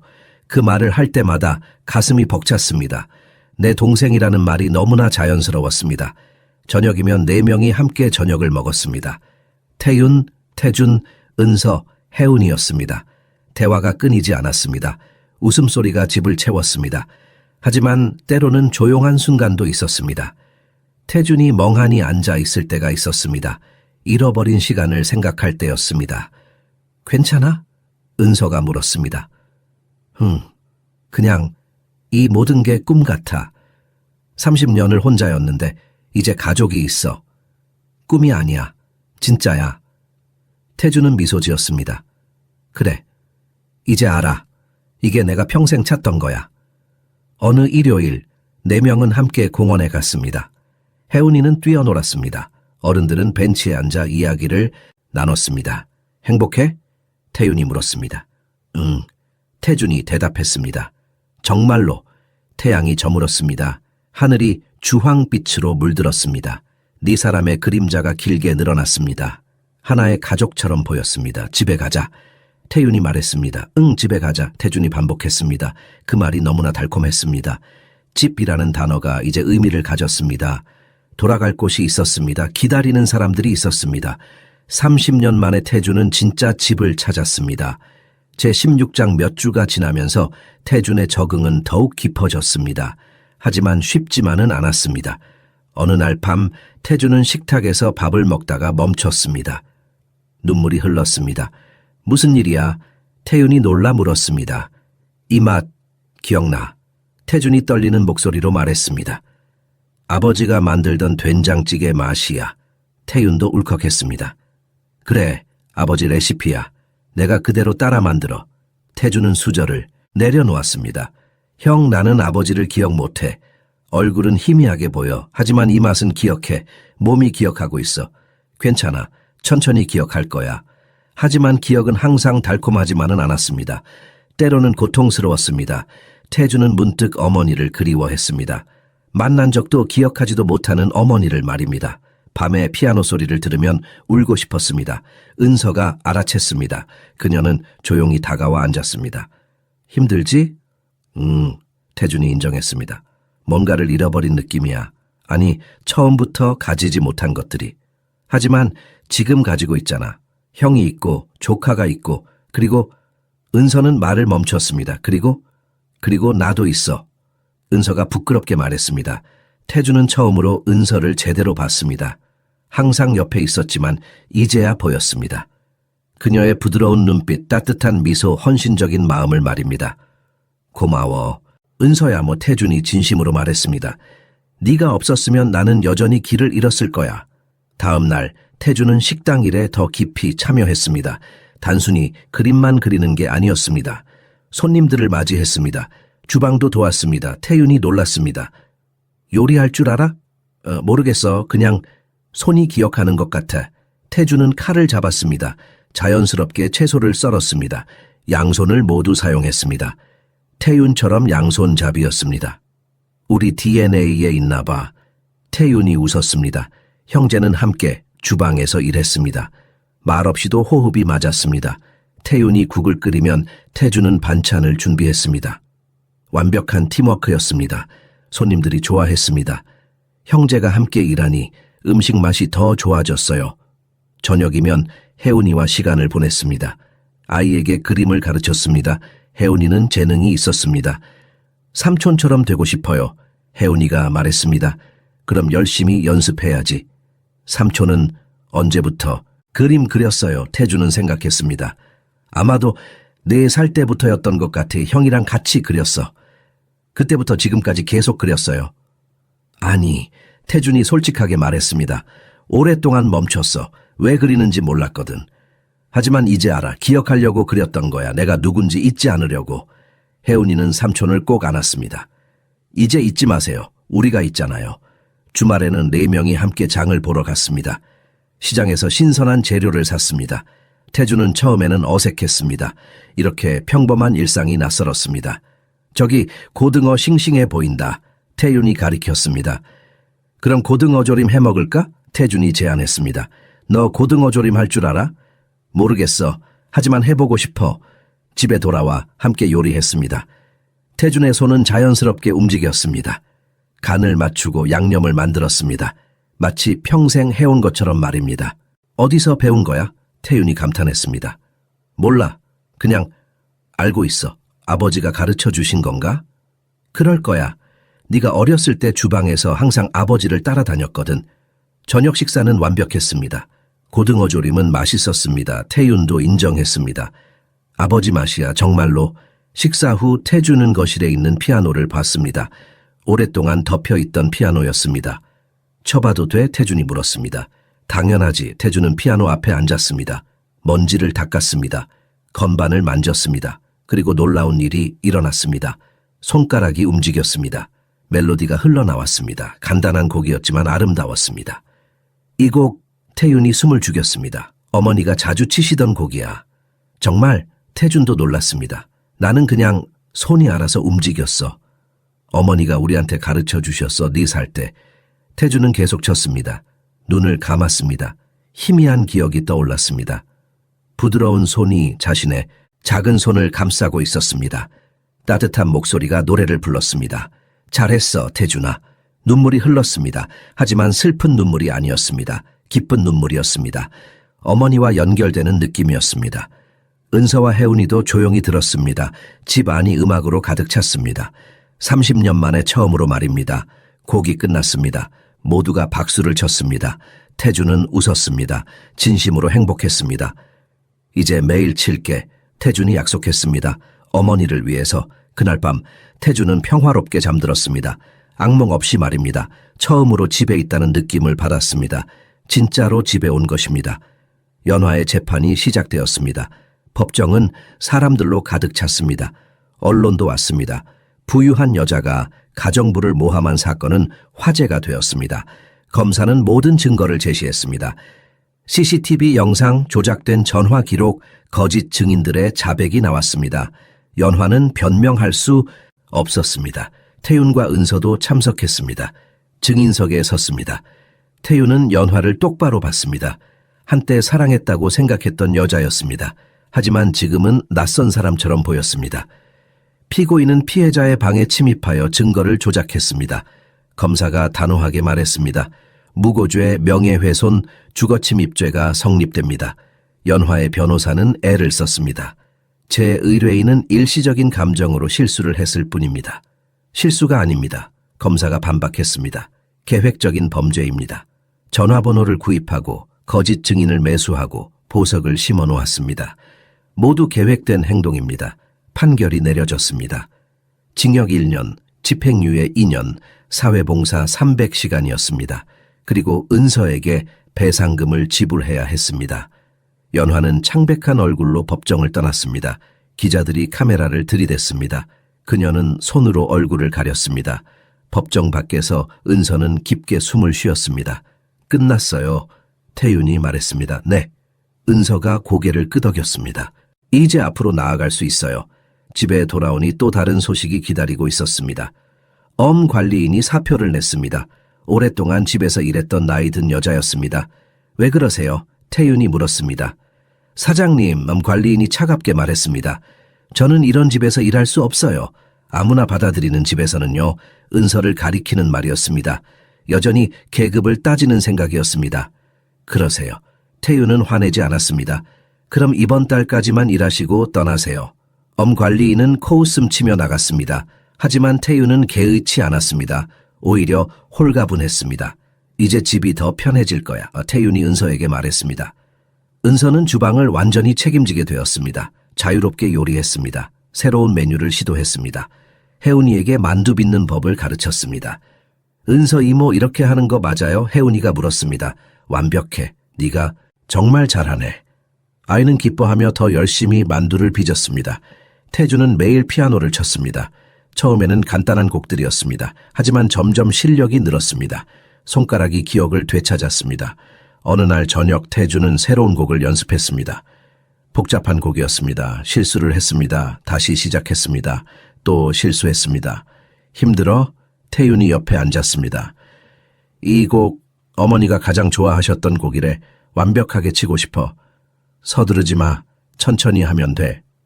형은 피아노 칠 줄 알아? 아니. 태윤이 웃었습니다. 나는 요리가 내 악기야. 너는 피아노가 내 것이고. 그럼 우리는 서로 다른 방식으로 부모님을 기억하는 거네. 그래. 그리고 둘 다 아름다워. 주말에 태윤은 은서를 정원으로 불렀습니다. 두 사람은 조용히 걸었습니다. 꽃들이 피어 있었습니다. 봄이었습니다. 분수 앞에서 멈췄습니다. 태윤은 은서를 봤습니다. 은서 씨. 네? 당신 없이는 못 살겠어요. 이 집에서, 내 삶에서. 은서는 놀랐습니다. 뭐라 대답해야 할지 몰랐습니다. 이건 단순한 감사가 아니에요. 그것보다 더 깊어요. 당신이 우리 가족에게 해준 모든 것, 혜운이를, 태준을, 그리고 나를 구해줬어요. 은서의 눈에 눈물이 맺혔습니다. 사장님, 태윤이라고 불러주세요. 이제 우리는 더 이상 고용주와 직원이 아니에요. 은서는 대답하지 않았습니다. 다만 그의 손을 잡았습니다. 그리고 그곳에 서서 석양을 함께 봤습니다. 말이 필요 없었습니다. 손길만으로도 충분했습니다. 집으로 돌아갈 때 두 사람은 미소 지었습니다. 무언가가 변하고 있었습니다. 천천히, 하지만 확실하게 말입니다. 며칠 후 태주는 중요한 제안을 했습니다. 저녁 식사 자리에서였습니다. 형, 식당을 도와주고 싶어. 태유는 놀라지 않았습니다. 이미 예상했던 말이었습니다. 어떻게 돕고 싶은데? 그림이야. 새로운 메뉴판 디자인을 만들고 싶어. 그리고 벽화도. 식당에 우리 가족 이야기를 담고 싶어. 좋은 생각이야. 태윤이 진심으로 동의했습니다. 식당에 새로운 생명을 불어넣을 수 있을 거야. 그리고 태준이 주저했습니다. 혹시 주방도 도와줄 수 있을까? 너 요리 배우고 싶어? 응. 아버지의 요리를 네가 이어받은 것처럼 나도 배우고 싶어. 태윤의 가슴이 뜨거워졌습니다. 물론이지, 함께하자. 다음 날부터 두 형제는 식당에서 함께 일하기 시작했습니다. 아침 일찍 출근했습니다. 태윤은 태준에게 하나하나 가르쳤습니다. 이 양념이 비결이야. 아버지가 10년 동안 개발하신 거야. 태준은 조심스럽게 맛을 봤습니다. 완벽해. 이 맛, 어렸을 때 먹었던 것 같아. 맞아. 네가 제일 좋아하던 불고기였어. 형제는 함께 요리했습니다. 태윤이 고기를 굽는 동안 태준은 반찬을 준비했습니다. 리듬이 생겼습니다. 자연스러운 협력이었습니다. 손님들이 변화를 알아챘습니다. 주인님, 오늘 음식이 더 맛있어요. 새로운 요리사가 합류했어요. 태윤이 자랑스럽게 소개했습니다. 제 동생입니다. 쌍둥이세요? 똑같이 생겼네요. 태준은 부끄러워하며 웃었습니다. 하지만 기분이 좋았습니다. 사람들 앞에 설 수 있었습니다. 더 이상 숨지 않았습니다. 주말에 특별한 일이 있었습니다. 가족 저녁 모임이었습니다. 태윤이 계획했습니다. 태준, 은서, 혜운이 모두 함께 모였습니다. 오늘은 특별한 날이야. 태윤이 말했습니다. 무슨 날이에요? 혜운이가 물었습니다. 우리가 진짜 가족이 된 날을 축하하는 거야. 태준은 감동했습니다. 공식적인 가족 모임이었습니다. 아버지도 어머니도 없었지만 새로운 가족이 있었습니다. 은서가 특별한 음식을 준비했습니다. 혜운이가 도왔습니다. 식탁은 풍성했습니다. 건배하자. 태윤이 잔을 들었습니다. 우리 가족을 위해. 가족을 위해 모두가 따라 말했습니다. 식사 중에 혜운이가 물었습니다. 아빠, 태준 삼촌은 계속 우리랑 살 거예요. 당연하지. 삼촌은 우리 가족이야. 좋아요. 그럼 매일 그림 그려줄 수 있어요. 태준이 아이의 머리를 쓰다듬었습니다. 그럼 네가 원하는 건 뭐든지 그려줄게. 식사 후 태준은 피아노 앞에 앉았습니다. 특별한 곡을 준비했어. 건반을 누르기 시작했습니다. 아름다운 멜로디가 흘러나왔습니다. 어머니가 사랑했던 곡이었습니다. 이번에는 실수가 없었습니다. 완벽했습니다. 은서는 조용히 눈물을 흘렸습니다. 혜운이는 숨죽이며 들었습니다. 태윤은 눈을 감았습니다. 마치 어머니가 거기 계신 것 같았습니다. 곡이 끝나자 침묵이 흘렀습니다. 아무도 말하지 않았습니다. 말이 필요 없었습니다. 어머니께 들려드리고 싶었어. 태준이 조용히 말했습니다. 늦었지만 말이야. 분명 들으셨을 거야. 태윤이 확신했습니다. 어디선가. 밤이 깊어가며 혜은이는 소파에서 잠들었습니다. 태윤이 아이를 안아 방으로 데려갔습니다. 태준과 은서는 거실에 남았습니다. 창밖을 봤습니다. 별이 빛났습니다. 행복해? 은서가 물었습니다. 응. 태준이 솔직하게 대답했습니다. 처음으로 진짜 행복해. 30년 만에. 앞으로는 계속 행복할 거야. 너도 행복해? 은서는 잠시 생각했습니다. 나도. 형이랑 뭔가 있어? 은서는 얼굴이 빨개졌습니다. 무슨 소리야? 봤어. 너희 둘이 정원에서 손잡고 있는 거. 그건 괜찮아. 태준이 미소 지었습니다. 형은 좋은 사람이야. 너도 좋은 사람이고 서로에게 어울려. 복잡해. 우리 사이는. 왜? 사랑하는데 뭐가 복잡해? 은서는 대답하지 못했습니다. 하지만 미소를 지었습니다. 태준의 말이 맞았습니다. 사랑이 있는데 무엇이 복잡할까요? 그날 밤 네 사람은 각자의 방에서 평화롭게 잠들었습니다. 진짜 가족처럼 말입니다. 피로 연결되지 않았어도 사랑으로 연결되어 있었습니다. 새로운 시작이었습니다. 모두에게 말입니다. 2주가 지나자 집의 분위기가 완전히 바뀌었습니다. 아침이 더욱 활기찼습니다. 혜은이는 일찍 일어났습니다. 태준 삼촌이 아침밥을 먹으러 내려오는 것을 기다렸습니다. 아이는 삼촌과 함께 아침을 먹는 것을 좋아했습니다. 삼촌, 오늘은 뭐 그릴 거예요? 혜은이가 물었습니다. 오늘은 네가 원하는 걸 그려줄게. 뭘 원해? 우리 가족이요. 아빠, 삼촌, 은서, 이모, 그리고 나. 태준은 미소 지었습니다. 좋아. 학교 끝나면 같이 그리자. 은서는 여전히 조용했지만 더 많이 웃었습니다.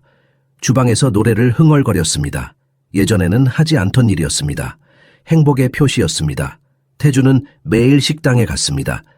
새로운 프로젝트를 시작했습니다. 식당 벽에 큰 벽화를 그리기로 했습니다. 무엇을 그릴 건데? 태윤이 물었습니다. 우리 가족의 역사야. 할아버지, 할머니, 아버지, 어머니, 그리고 우리.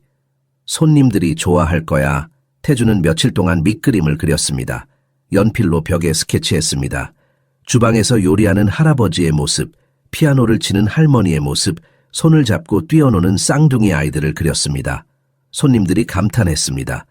이거 정말 아름다워요. 실제 이야기인가요? 네. 태윤이 자랑스럽게 말했습니다. 우리 가족 이야기예요. 쌍둥이가 그린 건가요? 제 동생이 그렸어요. 전문 화가예요. 태준은 부끄러워했지만 기뻐했습니다. 자신의 재능이 인정받았습니다. 메뉴판도 새로 디자인했습니다. 각 요리마다 작은 그림을 그렸습니다. 불고기는 불꽃 그림과 함께, 냉면은 시원한 물결 그림과 함께였습니다. 이건 예술 작품이에요. 제 손님들이 말했습니다. 메뉴판을 사진 찍어도 될까요? 물론이죠. 태윤이 허락했습니다. SNS에 식당 사진이 퍼지기 시작했습니다. 젊은 사람들이 찾아왔습니다. 벽화를 보고 메뉴판을 보고 감탄했습니다. 여기 분위기 정말 좋아요. 따뜻해요. 음식도 맛있고 예술도 있어요. 식당이 더 바빠졌습니다. 좋은 의미로 바빴습니다. 태윤과 태준은 함께 일했습니다. 더욱 호흡이 맞았습니다. 한편 연화의 소식도 들렸습니다. 재판 후 그녀의 삶은 무너졌습니다. 친구들이 떠났습니다. 사람들이 수군거렸습니다. 연화 씨가 가정부를 모함했대. 부끄럽지도 않나. 연화는 소셜 모임에 나갈 수 없었습니다. 사람들이 그녀를 피했습니다. 명성이 추락했습니다. 하지만 은서는 복수를 원하지 않았습니다. 다만 평화를 원했습니다. 연화 씨가 불쌍하지 않아요? 혜은이가 물었습니다. 조금은. 은서가 솔직하게 말했습니다. 하지만 그녀가 선택한 길이야. 우리는 우리 길을 가야 해. 어느 토요일 오후 태준과 은서는 특별한 곳에 갔습니다. 저수지였습니다. 모든 것이 시작된 곳이었습니다. 태준은 물을 봤습니다. 더 이상 두렵지 않았습니다. 여기서 내 인생이 바뀌었어. 나쁜 의미로, 아니, 좋은 의미로도 있어. 만약 이 일이 없었다면 나는 다른 사람이었을 거야. 고통도 있었지만 그 고통이 나를 만들었어. 강해졌네. 응, 그리고 이제 돌아왔어, 집으로. 태준은 작은 돌을 물에 던졌습니다. 이제 과거는 여기 둘게, 물속에, 앞으로만 갈 거야. 은서는 그의 손을 잡았습니다. 같이 가자, 앞으로. 응, 같이. 집으로 돌아오니 혜운이가 뛰어왔습니다. 삼촌, 은서 이모, 그림 다 그렸어요. 아이가 그린 그림을 펼쳤습니다. 네 사람이 손을 잡고 있는 그림이었습니다. 위에는 큰 글씨로 적혀 있었습니다. 강씨 가족 태윤이 그 그림을 봤습니다. 감동했습니다. 액자에 넣어서 거실에 걸자. 정말요? 혜운이가 기뻐했습니다. 당연하지. 이게 우리 가족 사진이잖아. 그날 저녁 그림은 거실 가장 잘 보이는 곳에 걸렸습니다. 네 사람은 그 앞에 섰습니다. 진짜 가족처럼 보였습니다. 완벽해. 태준이 말했습니다. 우리가 완벽해. 태윤이 고쳤습니다. 은서는 조용히 웃었습니다. 혜운이는 손뼉을 쳤습니다. 집은 웃음소리로 가득 찼습니다. 30년 동안 텅 비어있던 집이었습니다. 슬픔으로 가득했던 집이었습니다. 하지만 이제 달랐습니다. 생명으로 사랑으로 희망으로 가득 찼습니다. 피아노 소리가 다시 울렸습니다. 주방에서 요리하는 소리가 났습니다. 아이의 웃음소리가 들렸습니다. 모든 것이 살아났습니다. 강씨 가문이 다시 태어났습니다. 더 강하게 더 아름답게 말입니다. 며칠 동안 은서는 태윤의 말을 곱씹었습니다. 정원에서 했던 그 말, 당신 없이는 못 살겠어요 라는 말을 말입니다. 밤에 잠이 오지 않았습니다. 생각이 많았습니다. 자신은 가난한 보육권 출신이었습니다. 태윤은 성공한 사업가였습니다. 사회적 차이가 컸습니다. 사람들이 뭐라고 할까요? 가정부가 주인과 사귀는 거라고 수군거릴 것입니다. 돈을 노린 거라고 비난할 것입니다. 하지만 마음은 거짓말하지 않았습니다. 은서는 태윤을 사랑했습니다. 언제부터였는지 모릅니다. 어쩌면 처음 만난 날부터였을지도 모릅니다. 슬픔에 빠진 남자를 봤을 때부터 말입니다. 혜운이를 돌보면서 마음이 커졌습니다. 태준을 찾으면서 더 깊어졌습니다. 이제는 부인할 수 없을 만큼 컸습니다. 태준이 눈치챘습니다. 어느 날 오후 그가 은서를 찾았습니다. 이야기 좀 할까? 태준이 정원으로 그녀를 이끌었습니다. 두 사람은 벤치에 앉았습니다. 햇살이 따뜻했습니다. 은서야, 태준이 진지하게 말했습니다. 너 덕분에 나는 여기 있어. 무슨 소리야, 네가 돌아온 건 운명이었어. 아니야, 네가 나를 기억해줬어. 네가 형에게 말해줬어. 네가 없었으면 나는 여전히 민수로 살았을 거야. 은서는 아무 말도 하지 못했습니다. 그리고 형도 마찬가지야. 형이 무너졌을 때 네가 붙잡아줬어. 혜운이를 구했어. 이 가족을 구한 거야. 나는 그냥이 아니야. 태준이 단호하게 말했습니다. 넌 영웅이야. 우리 가족의 영웅이야. 은서의 눈에 눈물이 맺혔습니다. 그러니까 도망가지 마. 태준이 그녀의 손을 잡았습니다. 네가 뭘 두려워하는지 알아. 사람들의 시선, 계급 차이 그런 것들. 하지만 중요한 건 사랑이야. 하지만 형은 너를 사랑해. 보면 알아. 그리고 너도 형을 사랑하잖아. 은서는 고개를 숙였습니다. 부인할 수 없었습니다. 그럼 그걸로 충분해. 다른 건 중요하지 않아. 사람들이 뭐라고 할까봐. 사람들이 뭐라고 하든 상관없어. 우리 가족이 행복하면 그만이야. 그리고 넌 이미 우리 가족이야. 그날 밤 태윤은 특별한 저녁을 준비했습니다. 모두를 위한 저녁이었습니다. 오늘은 내가 요리할게. 태윤이 선언했습니다. 무슨 특별한 날이에요? 혜운이가 물었습니다. 그냥 가족이 함께 있는 게 특별한 거야. 태윤은 정성껏 요리했습니다. 아버지가 가르쳐준 특별한 갈비찜을 만들었습니다. 은서가 좋아하는 메뉴였습니다. 식탁이 차려졌습니다. 촛불을 켰습니다. 분위기가 따뜻했습니다. 앉자. 태윤이 모두를 불렀습니다. 네 사람이 식탁에 앉았습니다. 혜운이는 은서 옆에, 태준은 태윤 옆에 앉았습니다. 오늘 하고 싶은 말이 있어. 태윤이 시작했습니다. 모두가 귀 기울였습니다. 우리는 피로 연결되지 않았어. 적어도 전부는 아니야. 하지만 더 강한 것으로 연결되어 있어. 사랑으로. 은서의 심장이 빨리 뛰었습니다. 태준은 내 동생이야. 30년 만에 돌아왔어. 혜운이는 내 딸이야. 내 삶의 이유야. 그리고 태윤이 은서를 봤습니다. 은서는 우리 가족의 중심이야. 네가 없었으면 우리는 무너졌을 거야. 너는 우리를 하나로 묶어줬어. 은서는 눈물을 참았습니다. 그래서 오늘 말하고 싶어. 나는 너희 모두를 사랑해. 이게 진짜 가족이야. 우리 모두가. 혜운이가 박수를 쳤습니다. 우리 가족. 태준도 미소 지었습니다. 가족. 은서는 더 이상 참을 수 없었습니다. 눈물이 흘렀습니다. 하지만 슬픈 눈물이 아니었습니다. 행복한 눈물이었습니다. 식사가 끝난 후 태주는 피아노를 쳤습니다. 부드러운 멜로디였습니다. 혜운이는 은서의 무릎에 앉아 들었습니다. 태유는 창밖을 봤습니다. 별이 빛나고 있었습니다. 어머니와 아버지가 거기 계신 것 같았습니다.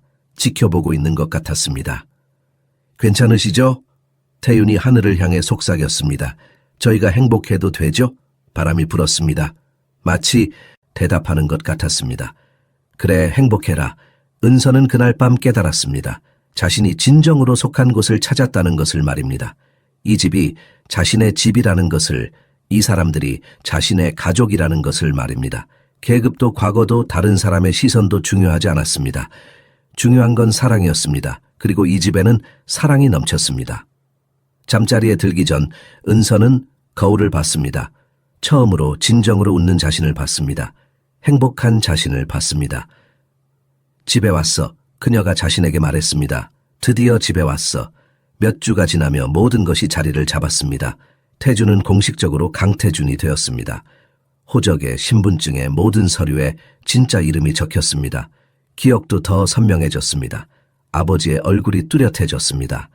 어머니의 목소리가 들렸습니다.